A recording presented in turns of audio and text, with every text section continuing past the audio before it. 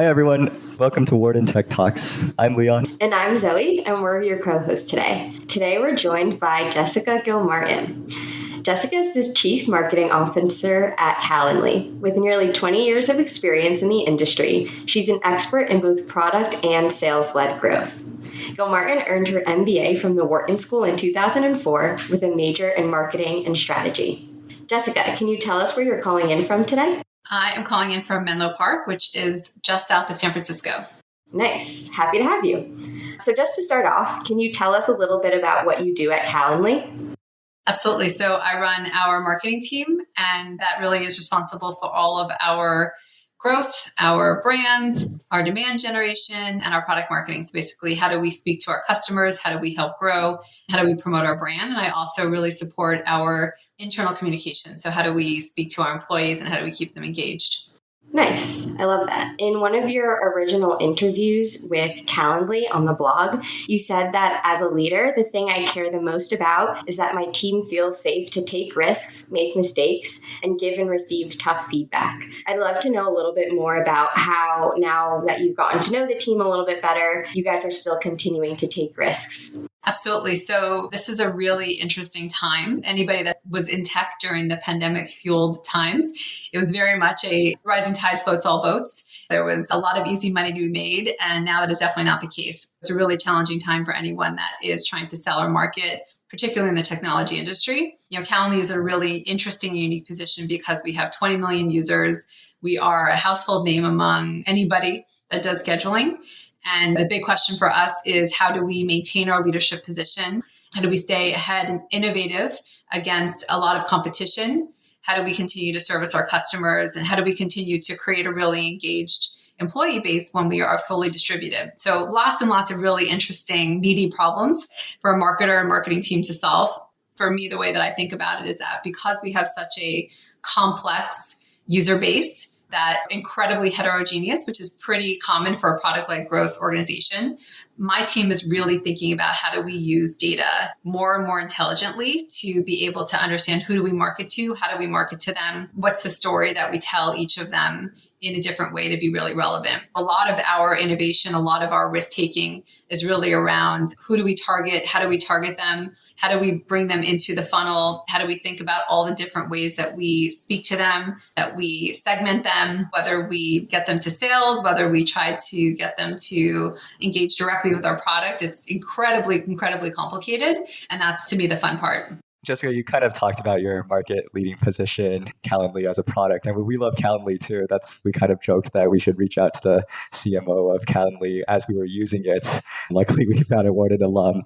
We know it's like a very easy to use tool, but it's also quite simple. That's the beauty of it. In tech, a lot of times you talk about something like a moat. How do you think about the moat of Calendly and how do you protect it from a marketer's position? Absolutely. There is definitely a lot of competition. Calendly was the pioneer in scheduling. We were the first people to think of putting a link in an email, and then it's very obvious in retrospect, and it's been wildly, wildly successful. And of course, there are competitors. So I think number one, you mentioned it, it is what we hear constantly from our users is how easy it is to use, but also it's very, very powerful and it's deceptively powerful. So I think one of the things that we keep thinking a lot about is how do we make it as easy as possible for people to use it, and then that viral motion. So the more that people use it and the more that people that are being invited have a delightful experience using it, the more efficient our user acquisition is. And that really is one of our secret sauce. It's just the virality of it, because once you get a Calendly link and you realize how easy it is, it's hard not to sign up for it so that you can provide that same experience. So I think that that's one, which is just this very delightful experience on both sides. I'd say the other is there are a lot of competitors in the scheduling space, and the very basic elements of scheduling are definitely commoditized. And that's why we've invested a huge amount in innovation, which I think most people don't actually realize. And that's one of the big things that I really think about as head of marketing is how do we continue to share how powerful our product is. We have a ton of incredibly advanced features for recruiters that no other product has. We have a ton of incredibly advanced features for salespeople, for customer support people, for marketers. Most people don't realize that we embed on customers' websites. And so if you want to talk to a salesperson, if you want to get an appointment to get your car fixed, you can do that from a website using Calendly. If you want to do incredibly advanced integrations with Salesforce or with your ATS you do that through Calendly in a way that really no other scheduling platform allows you to do. Because we have been laser focused on this for more years than anybody else, we have been able to build features and understand customers in a way that no other company has. And so I think ultimately that is the most important moat that you can build, is a deep understanding and empathy for your customers and constant innovation. I think you've talked about this in both of your answers, the issue of customer segmentation. What's a market segment that you're particularly excited about or spending a lot of time thinking about? The financial services industry has been a really, really huge market for us. If you think about it, so you're probably not there yet, but you will be, which is when you start thinking about buying insurance or thinking about your wealth management. These are all things that are really painful from both sides to schedule. And if you think about an insurance agent, all they're doing is meeting with potential clients and clients all day. And they have dozens and dozens of these meetings a week, and they typically have had to do it the very old-fashioned way. And now with Calendly, it dramatically reduces the back and forth. It's a better experience for their customers, and it allows them to be more successful and more efficient. So we've seen huge traction in financial services. The other industry is education, and probably something you are very familiar with it, which is, hey, you want to talk to a career counselor, or you want to talk to a guidance counselor or a therapist or health services. And we enable these colleges and business schools and graduate schools to, for example, embed a round robin on their website. And so if you, Leon, want to schedule a meeting with one of 10 career counselors, you can just go on the site and then pick the next available and you're done. So that's been something that's been pretty game changing for a lot of educational providers. That's huge. I feel like most of my business school work is just reaching out to folks to learn about their careers and whatnot. That's so true, Liam. So building off of what you were saying before about being inspired by your customers, I'm curious if you could share a little bit more about how you're using data perhaps to understand your customers and how that's leading to more innovation at Calendly. We spend a lot of time thinking about different ways to segment our customers. And also just the big thing that we're trying to figure out is intent. That's a really, really big concept in marketing right now, which is how do we understand who are those customers that have the highest propensity to buy and use the product? And especially in the product-led growth world, it's not just about using the product, but it's also about monetizing. Many PLG companies don't have an issue with getting users. The issue is how do you get them to actually upgrade and pay for those features and stay with you? And so really deeply understanding who are the right types of users that are the ones that have the highest propensity to not only activate with you, but also stay with you in the long term is something that is very, very important. It's something that when I talk to other marketing leaders, that's pretty much the number one thing that we talk about. And so there's a lot of ways to do it, which is really connecting your product to your top of funnel sources. So many companies will use Google, Facebook, traditional sort of advertising to drive users into the funnel. But they typically stop at activation. So they typically stop at, does someone come to our page and sign up? And they say, yeah, that's a good user. They feed that data back into Google and say, hey, find more users like these. But what we've actually done is we've kind of connected it all the way through into monetization. So we say, we're only looking at those users that are long-term paying customers of ours. And then we're feeding that back into our paid advertising algorithms to say, hey, these are the customers that actually are valuable to us. They are paying us and it's worth acquiring them. So it's one really important thing that we sort of focus on. The other thing that we focus on a lot is really thinking about our lead scoring, which is something that sounds really boring. And I swear to you, I've spent out of 10, 15 years of B2B marketing, I've spent 80% of my time talking about lead scoring and lead routing. And it's not something that you hear about in business school, but it's actually like incredibly important. And it's that kind of interaction with sales. And it's understanding what are the valuable signals that you have that allow you to understand what leads to pass to sales. And it's really hard and it's really subjective and you kind of have to change it all the time. But that's a huge thing that we are thinking about now, which is what are the right signals, both from a demographic perspective as well as an intent and usage behavior, what actions people are taking to understand whether these are good leads or not that we should pass to sales. Jessica, you mentioned the term product-led growth. What does that mean for like a chief marketing officer for yourself? Yeah, so product-led growth is something relatively new. So the very traditional model, which is the model that I grew up in after graduating from Wharton, is called tops down. So you have a sales team and the sales team is going after a very specific persona. So if you're selling a recruiting product, you are typically just selling to heads of recruiting or heads of HR, and you've got a salesperson and what they're doing all day is they're reaching out to heads of HR to try to get meetings. And marketing is an assist in that. So marketing is helping to generate great content. They're helping to have events. They're helping to generate demand through emails or through advertisements. But ultimately, it's the salesperson that's reaching out and having the conversation, closing a deal. And over the past sort of, say, 10 years, there's really been this massive, massive upsurge of product-led growth, which is really this idea that people basically, that's kind of democratizing access to product. In the old school way, when we talk about recruiting, if somebody in recruiting decides that they're going to implement a new tool, they push it down to everyone in the company. Everybody has to use that tool, whether they like it or not. In this new product-led growth world, everybody within a company decides they can choose to use a product or not, and they discover it on their own. So Slack is a great example of obviously Calendly is a great example. Asana, my previous company, is a great example. These are all massive companies. Notion, these are all companies where somebody can choose to use the product on their own. It's very valuable for them to use on their own. And then they encourage other people to use it, and other people have to see value. The real difference is that, number one, the product has to be super user-friendly. It has to almost be consumer-like in its ease of use. And the marketer, instead of working closely with the salespeople, they are working really closely with the product team to figure out, how do we find the right users? So what's our acquisition motion? How do we get those users into our funnel? How do we get them to sign up? And then once they sign up, how do we get them to take all the right actions to use the product, find value, buy the product, share it with other people, and create what we call, it's called a seed and a land and expand motion. So you seed the first user to get them to use it. You land by having them really engage with a team and spread it to their team. And then you expand by hopefully having an entire company use it. You're kind of capturing the virality of a B2C product while having like the scale of a B2B product. That's a great way to say it. Yep. Nice. I was really interested with what you were saying before when you mentioned your previous role at Asana. So could you tell us a little bit about how your role there has informed what you do at Calendly, and what's something that maybe you're actually trying to do differently now? So when I joined Asana, I joined right at the start of the pandemic. So we definitely saw this incredibly rapid growth there. I mean, kind of an unnatural level acceleration of growth, as many software companies did.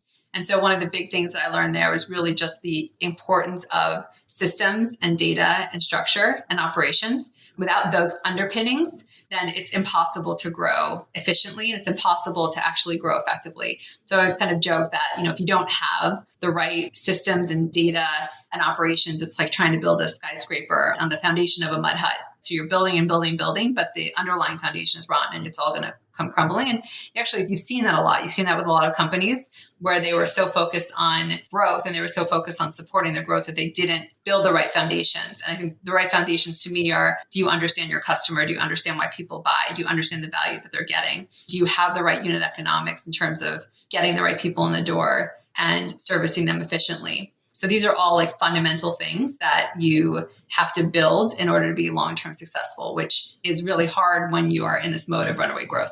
I really took a lot of those lessons to Calendly, and I've invested a huge amount here in operations, in analytics. And so actually a really significant part of my team, much more so than most people, are operations people, they're analysts, so that we can make really intelligent decisions around how we're spending our money. I'd rather invest a lot less dollars in advertising and events and things that are kind of more the sexy, splashy aspects of marketing.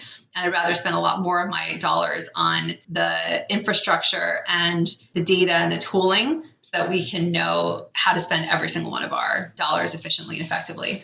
Speaking about some of the sexier angles in marketing, I imagine a company with as much data as Calendly is thinking about AI applications in your tool. Can you talk a little bit about that and how you're thinking about involving it in your product as you go forward? Like everybody else, we are thinking a lot about AI. I think it's impossible not to. Yeah, I'd say that, to be really honest, the application of AI within marketing tools has been moderately disappointing so far. So I'm excited and I believe in it, but I haven't really seen a huge amount of value in the tools that we're using so far. So I look forward to be proven wrong. I look forward to seeing those kind of sea changes. I just haven't seen them yet. And I think probably the biggest area where people talk about now from a marketing perspective that's working quite well is on the generative AI, helping with writing. I use that pretty sparingly because by definition, an AI writing tool is going to give you something that anybody else will write, because that's literally what it is taking all of the work that other people have done and sort of smushing it together and giving you the average of what's being written on the web. So I use it pretty sparingly, but I know it sometimes can be helpful as the first draft. I would love to see much more interesting AI, particularly as it relates to helping us understand customer segmentation and helping us create, individual nurture paths, individual paths for every single one of our customers. We're not there yet. So from a Calendly perspective, we actually just launched our new AI. We announced that we will have some AI features coming. We basically launched a waitlist, which has not surprisingly been very popular, just given the volume of Calendly users. So we're really excited about how do we implement AI in our product. And I think on the sales and customer support side, there's actually a lot more interesting things that are happening. I think we're excited to plug into that. That's really interesting to hear, actually, amidst all the AI hype, about your relative disappointment about AI in terms of marketing analytics. Like, why do you think that is? Is it because Calendly is such a easy to use product and you have all of these analytics about your users already and AI just doesn't add much at the moment, or is it something else? I think marketing, it just requires a lot of manual intervention. And it's so complicated. And the paths that you can take are so numerous and massive. And so I just think it's really hard for one AI tool to be able to solve all the things that you need to look for from a marketing perspective. There are certain roles I think that can be more, it's not that they're easier, but they can be more templatized. I was a salesperson. There are certain aspects of sales that can absolutely be more templatized and you can be much more effective. I think marketing is more challenging that way because I think marketing, there's so much of it that's still very creative and still very much, and even if you have all the data, there's still so much of it that requires a lot of creativity and requires new thinking, innovation, which is why I love marketing. Yeah. There seems only so far that the science can go before you need the art of marketing. Yeah. It's why for me, like SEO, which is the search engine optimization, it only works to a certain point because there's only so much value you can get by trying to game Google search terms. Makes a lot of sense. All of this talk about data really brings me back to what we're always talking about here at Wharton, about how we can really lead and understand through analytics. So it sounds like that's something that's carried throughout your career. So speaking kind of more broadly about your career journey, I know prior to Wharton, you were working in finance and you've also dabbled in entrepreneurship a little bit, as well as your great career in marketing. So I'm curious if you could tell us a little bit about how you evaluated different career opportunities as they were presented to you and what was kind of your key motivator or North Star as you were making decisions. Yeah, the one thing that I tell everybody that's sort of earlier in their career is really to avoid making decisions on things like money or title or the number of reports that you'll have. These are all vanity metrics that ultimately don't actually lead to long-term success or happiness. So I've been able to spend a lot of time on introspection and really understanding what are the things that make me really happy. And so I think everybody should do that. Everybody should really think about the things that are the most rewarding for them, that make them happy every single day, and really focus on that. For some people, it's doing good in the world, and they should really focus on that, right? So what are the things that are going to allow them to feel like they're making impact on the world? For me, the things that I care about are two things. One is, am I learning? And am I making an impact on the organization? So as soon as I'm not learning anymore, that's when I realize that is not the role for me anymore. And if I can't feel like I'm making an impact, then it's not very rewarding for me, which is why I found that larger companies tend to not be a great fit for me because I find that I just can't make the level of impact that I would like. And it's interesting because I've talked to some people that are at very large companies who love it because even if they are a very small cog in the wheel, for them, sort of the impact comes from influencing millions and millions of people. And so they don't mind that they are making a small impact within the organization because they know everything they do impacts millions or billions of people. And so that's very rewarding for them. For me, my impact comes from being able to make really large differences within a company. And I don't really care whether externally it impacts 10 customers or a million customers. I love being able to sort of have a seat at the table and making these really important strategic decisions. And so I think it's really important for people to understand what gets them excited and motivated because it's absolutely going to be different for every person. And learning is just, to me, incredibly important. I think it's very, very important to be intellectually curious, to always be asking questions, to always be thinking about how do you do new things? How do you break things? How do you start things over? And that's how I learn. And that's what gets me excited. For other people, that's not as interesting for them. They are okay with sort of making existing things better. That's not what gets me excited. I definitely am much more of an entrepreneurial mindset. And so I focus on the things where I can build. And so I think it really fundamentally comes down to what are your passions, and don't do the things that other people tell you are the right things to do. Like, don't go to a company because it has a great brand name. Go to a company because you are personally excited to work there and you believe that you will love what you do every single day. Do you have any clear goals for something you're interested in doing at Calendly for maybe the rest of this year or thinking about the next year? The biggest thing that we are really focused on is just continuing to innovate a lot on our product. We have a new chief product officer and a very, very ambitious product roadmap. So from a marketing perspective, I'm really excited about telling that story. I'm really excited about continuing to change the perception of Calendly as a scheduling link and really helping people understand all the great things that we have to offer. So I think I'm always really passionate about that. And the thing that I internally care a lot about is being a really great manager and a great leader, helping people understand what their passions are. How do they become better? How do they develop? So that's always something that is top of mind for me. And especially as I get later in my career, and I think it's much less about me and much less about what I'm doing, my success. And it's much, much more about what I can give back to the people that work for me. What is something about the role of CMO or just marketing in general that people don't usually think about? The most surprising thing to me about being a CMO is how little time I actually spend on marketing. So I have really fantastic leaders, functional leaders, and they spend all their time thinking about all the different elements of marketing. And being a CMO, I think, is much more cross-functional than any other role because I have to think a lot about the employee brand. I have to think a lot about the internal communication. So what we say to all of our employees. I have to think about what we say externally. So how do we position ourselves in the market? Almost everything that changes, almost every major decision that we make as a company, I have to be heavily involved in just to make sure that it is consistent with our brand, which means that I'm just involved in so many things that are not traditionally marketing. I think that always comes as a surprise to me is how little time I actually spend thinking about or doing marketing. Nice. You mentioned thinking about how you're speaking to employees versus how you're storytelling about Calendly externally. So I'm curious if you could talk a little bit about how are you differentiating between what you're saying internally versus externally?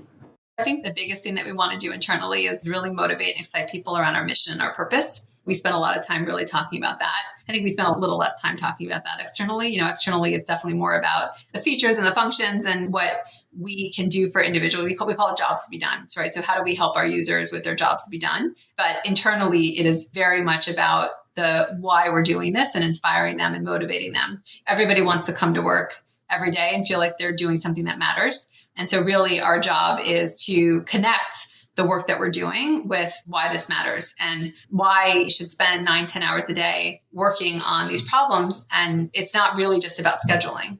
What Calendly does is we help people be successful. We help connect students and potential employers. We help them connect wealth managers with potential clients. I think one of the things that I love about Calendly is everywhere I go, no matter where I go, somebody has a story for me about how Calendly has impacted them in a positive way.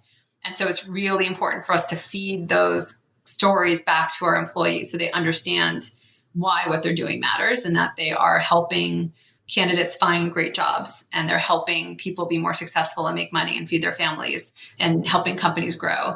That mission is really valuable and is important. Okay, next question. When you are reflecting back on your experience at Wharton, is there one key lesson that you learned that has remained relevant throughout your whole career? The reason I actually chose marketing was how interesting it was of the mix between creativity and data and analytics. So when I came to Wharton, I had absolutely no idea what I was going to do. I just knew I didn't want to do finance anymore. I didn't really know all the other elements of business. And when I took my first marketing class, I fell in love with it and realized this is that perfect blend of right and left brain. And so I've always taken that with me, which is that you can be really creative and you have to be really creative, but it always has to be grounded in numbers and data. And I think that has actually made me fairly unique in marketing. I think my bent towards data and analytics has given me a lot of credibility and a lot of strong relationships with people like head of sales and my CEO and my CFO that has allowed me to be successful in a way that a lot of marketers aren't because they focus way too much on the creativity part. How are you striking that balance between the creativity and the analytical analysis? One of the things that we do a lot in marketing is A/B testing, and you'll hear that all the time when you go into the marketing world. And so I think you always have to have a control. You always have to have a very clear understanding of what's the goal of what you're doing and how you're going to measure success, and then create lots of different examples. We do a lot of that is we will have 3 or 4 different creative approaches. And that's the fun part, right? We have an amazing head of design, head of brand who thinks a lot about that. And I have fantastic marketers that are sort of coming up with all these different approaches. But it's really important to launch creative and launch campaigns in a way that you can measure success. One thing you'll hear a lot about is, for example, billboards used to be very, very popular. And then weirdly, they still are. People always say like, well, how can you tell whether a billboard's successful? It's not like a click. Or how can you tell an ad is successful, or a podcast ad or a radio ad or a TV ad is successful? It's really hard unless you create test areas. You can actually say, okay, I'm only going to put billboards, or I'm only going to do connected TV in Austin, Texas. And I'm going to run that for a few months. And I'm going to see if I see an increase in leads and website visitors from Austin, Texas. That's really, really important for you to set up your campaigns in a way that you can actually measure results and you can isolate them from the normal fluctuations in visitors that you get. Versus if you just ran a global or national campaign, it's actually really hard to sort of look at that and say whether that was successful. And so those are kind of the first questions your CEO will always ask is, okay, you want $1 million or $100,000 or $10 million for this? How are you going to understand whether it's successful? And you better structure in a way that you can answer that question or you're not going to get that money again. Awesome. I would love to now pivot and ask you a couple of fun rapid fire questions. We know in a previous life, you were a highly successful entrepreneur of a specialty foods business. Can you tell us about your favorite yogurt flavor or favorite yogurt order? I have not had frozen yogurt in many years because no other frozen yogurt will ever compare to mine. I will say that with all humility because it was incredibly delicious. If any of you were in the Bay Area when this Spin Fresh was around, you will know this. I loved natural flavor with granola and mango. That was my absolute favorite. And I would have it at least 2 or 3 times a day. Sounds good. I wish I could have some now. What's the best purchase you've made in the past few months under $20? I'm a super word nerd, so I'm definitely going to say my New York Times game subscription because it's got my crossword, my Wordle, my spelling bee, my connections, and all of them. For those of you that are word nerds, the best money you can possibly spend is your New York Times monthly subscription. And our final question to you, what's your boldest, most non-consensus prediction about, say, the next 5 to 10 years? Ooh, that's a tough one. I mean, I guess I'm going to say, I don't know that AI is going to change the world. I'm going to say that. I have not seen the evidence so far. And I feel like I've been doing this long enough that every 3 or 4 years, the journalists go crazy over AI and they make this huge deal. And then it dies down again until they find the next thing. I could be totally wrong, but I'm skeptical. I'm waiting on the sidelines and I'm skeptical, but I will be excited to be proven wrong. I feel like a lot of people might privately agree with you. Every couple of years, they come up with a new name for this kind of technology, whether it's machine learning, now it's AI. So yeah, it makes sense. Just like everything else, I think it will be more evolutionary than revolutionary. I think there will be lots of things that are automated and moderately more convenient, and you'll kind of see those sneaking into our systems over time. Makes sense. Well, thanks so much for your insights, Calendly, the product, and your career. We can't wait to see what's in the future for the company. I really appreciate you joining the podcast. It was a pleasure having you on. Absolutely. Thank you.